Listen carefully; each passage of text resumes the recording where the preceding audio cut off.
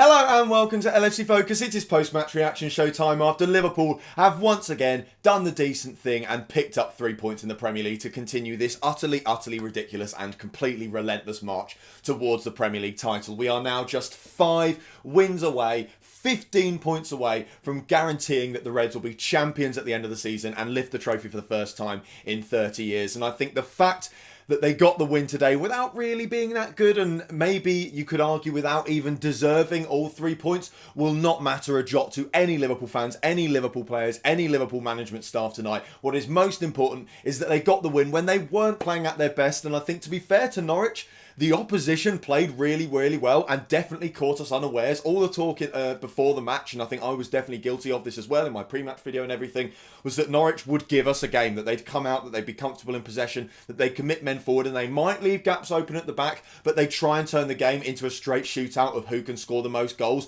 and just hope that maybe, just maybe, you know, their strikers are on form, Liverpool's defence is slightly off it, Liverpool's attack is slightly off it, and they end up coming away with a freak 3 points. But they actually set up in the complete opposite manner to, I think, how any of us foresaw. A kind of setup that they haven't really been using at all so far this season. I think it's sort of reflective of the stage of the season we're reaching now, where teams like Norwich are starting to realise that as much as they do want to stick to their guns and play the way that they want to play, at the end of the day, points are the most important thing, and in the position they're in, they need to start racking them up quickly. So this could potentially be indicative of how things are going to start playing out for Liverpool between now and the end of the season against teams like Norwich, against teams that otherwise would give us a decent game and see this match as a free hit, but instead are now coming up and thinking, you know what, the best we can really settle for against a team as good as Liverpool, against a team that is rightfully the champions of the world because they are the best side on the planet at the moment, the best thing they can possibly do is to park the bus, is to be really well drilled, to focus on stifling the opponent before you even think about getting forward and trying to create chances. And to be fair to Norwich as well, they had a couple chances in the game.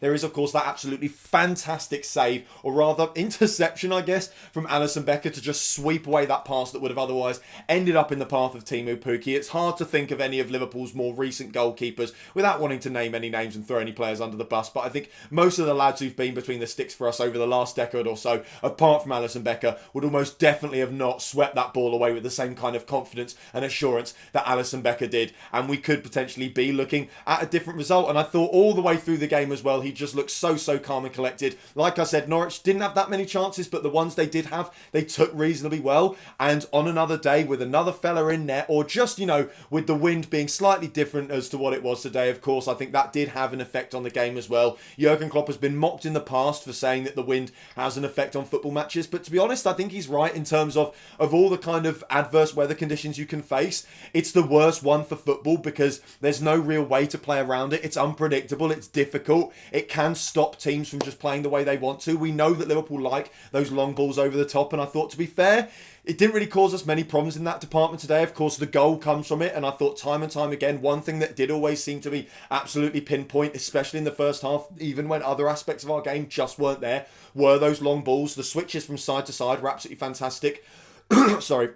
I thought it was really interesting the way we played in the first half as well. We had a slightly different setup to what we have had in the past, with Mo Salah drifting out wide a lot more than usual. I think some of that was down to the fact that with Naby Keita down the middle, we did have more of a central attacking outlet, and him and Firmino were at times almost interchanging. You know, Firmino also played much more like a regular number 9. I think part of it was to do with the fact that Oxlade-Chamberlain was playing out on the left, and he tends to not be very good when he drops out wide, and as a result, Mo Salah had to compensate for that by playing further out wide. It was interesting to see that because it gave him a little bit more space, and I thought at times he dealt with it incredibly well, but in general it just never felt like Liverpool quite clicked. There was always something missing. There was always promise, for sure. It always looked like we were on the very verge of creating a really nice chance, and I thought Naby Keita was very much emblematic of that, certainly in the first half. I think he had a good game. I was very pleased with what I saw from him today. I think it was a very good all-round performance from Keita as well. Often when he's played for Liverpool, we have had to caveat his performances by saying he's offered something fantastic going forward. He's very unpredictable. His dribbling ability is brilliant, and that makes it difficult for teams to defend against him. But the defensive side of his game hasn't always been there. Sometimes that's, you know, a deliberate thing. It's not really expected of him because he is the more attacking outlet of the midfield. But we know how much Jurgen Klopp likes that central 3 to work. We know how much he likes them to do things like drop into the full-back positions to cover for Alexander-Arnold and Andrew Robertson. And in the past, Keita maybe maybe hasn't done that much, but I thought today he was very, very impressive. I think it was also a lot down to the partners he had in midfield as well, Henderson and Wijnaldum for most of it, but also Fabinho and Henderson later on in the game did a great job of compensating and filling in defensively where necessary. I thought Henderson had another absolutely fantastic game. He absolutely was just all over the show, you know, in every position you'd want him to be in, which was the case for, I think, quite a lot of players. And I think this game certainly showed that while Liverpool weren't at their best, they didn't look tired, they didn't look fatigued. Maybe they lacked a little bit of rhythm. It was something we spoke about a lot going into the match. It's something that has been a problem for Liverpool in the past, coming into matches off the back of big breaks. And I think today it was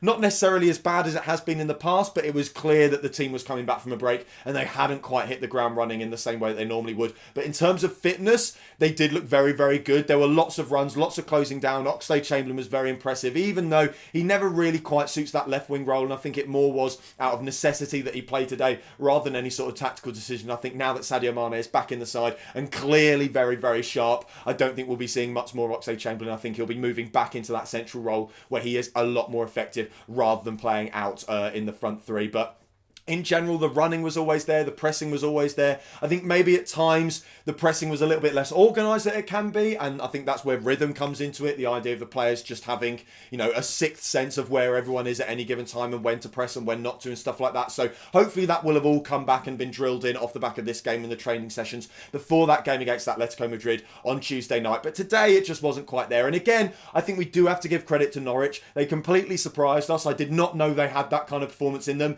They were incredibly well drilled. They just, obviously they left a lot of players back, and you'd kind of expect a team that parks the bus like that to cause us plenty of problems. But over the course of this season and last season as well, Liverpool have proven that they have the tools to unlock defences like that, and for Norwich to hold out for so long and hold out reasonably well as well. It wasn't like Liverpool were peppering their goal at any real point. I think the only chance I can really remember, apart from the Sadio Mane chance where he obviously gets the goal and the one that Firmino misses late on in the game, is the one where Mo Salah works a really good opportunity. It comes off of Tim Krul and then Naby Keita can't quite stamp home the rebound. That was on around about the hour mark, and that really was just a piece of complete individual brilliance from Mo Salah. I thought at times the individual brilliance from players was definitely there today, and I think the issue was that because there's that slight lack of rhythm, they couldn't always capitalise on it together. And it's kind of, you know, significant that the goal comes from a moment of a player just really taking matters into their own hands and showing off just how good their technique is in the box. It is, of course, a fantastic ball from Jordan Henderson. He's in a real purple patch at the moment, as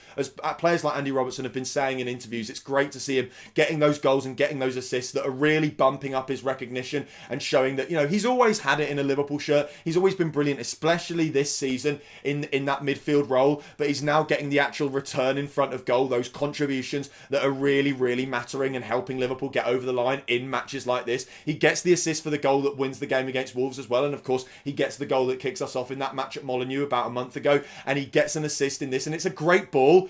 But a lot of it is also down to a phenomenal touch from Sadio Mane to take the ball down, the strength as well to shrug the defender off. They had a look on VAR, but I think it is just a matter of Sadio Mane using his strength to absolute perfection. And then the finish is sublime on his weaker foot, on the volley. You know, players like me, normal people who love to go out and play football at the weekends and stuff like that, can tell you weak foot volleys are a nightmare. I personally am absolutely terrible at them. So to see someone like Sadio Mane do them just shows the absolute golfing class between players like this, other professional footballers, and then people like you and me. He is on another planet from pretty much anyone else on the planet at the moment. You know, it's testament to the fact that he was voted the 4th best player in the world at the Ballon d'Or. If we're being honest, that's a little bit harsh. I'd happily give the award to any of these Liverpool players at the moment, but Sadio Mane is more deserving of it than most. It's interesting that that's his first goal as a substitute in a Liverpool shirt, or I think in the Premier League at all. I think most of that is, of course, down to the fact that he tends to start games. It's quite rare for Liverpool to sub him on. Obviously, it's a thing with fitness and stuff like that. It was great to see that once he came on, there seemed to be no dip in quality, no dip in sharpness. He was absolutely raring to go. And of course, he once again is talismanic for Liverpool. And I've said it time and time again, but I'll say it again for the sake of it. That's what's so brilliant about this Liverpool side. Even when things aren't going well, even when things aren't clicking as a team, you've got that individual brilliance. It didn't quite come off for Firmino today when he takes that touch and tries to play that left foot volley in the first half that was absolutely brilliant, and unfortunately it's just a fraction too late when he tries to hit the ball. It didn't quite come off for Mo Salah because it's a very, very good save from Tim Krul. But when every single member of our front three has that one moment where they turn it on, they shine, and they completely run a defence ragged, you can almost guarantee that at least one of them is going to find its way into the back of the net. And mind. Who really cares at the end of the day that it happened to be the last one of those efforts? It happened to be a little bit late on in the day. It wasn't the prettiest win. It was a little bit ugly. We've seen that time and time again from Liverpool so far this season. That was their 12th win by a 1-goal margin already this campaign, which, thinking about it, how many wins have we got? We've got 76 points, so we've got 25 wins. So that's almost half of our wins have been by the single goal. And that is no coincidence. That's not jammy. That's not luck. That's not corrupt Liverpool or anything like that. That's just the fact that this team knows how to dig it out, and then it knows how to manage its way out of those results as well. They don't let leads slip. When they get that 1-goal lead, they know how to hold on to it for dear life, and it says a lot that Norwich weren't even capable of a late onslaught. They had a couple of half chances here and there, but at home in a game under a floodlights with only a 1-goal deficit, you'd expect them to throw the kitchen sink at Liverpool, and we just didn't let them do it. We managed our way through the game. We know how to pick up the 3 points. That much is clear from the Premier League table alone, and as per usual, Liverpool continue their march to the Premier League title. And as I said, it wasn't pretty. It wasn't the best performance in the world. Maybe we didn't even deserve it, but neither me, you, or anyone else associated with Liverpool Football Club will care a jot about that. So that is all for today's video. Thank you guys very, very much for watching. If you did enjoy the video, as always, you guys know what to do by now. Hit the like button down there, hit that subscribe button there if you're new around here. Check out some of the other videos I've been out on the channel over the past few days. Don't forget to follow at LFC Focus TV on Twitter, and I'll be back soon with the pre-match content for that massive game against Atletico Madrid. Until then, bye for now.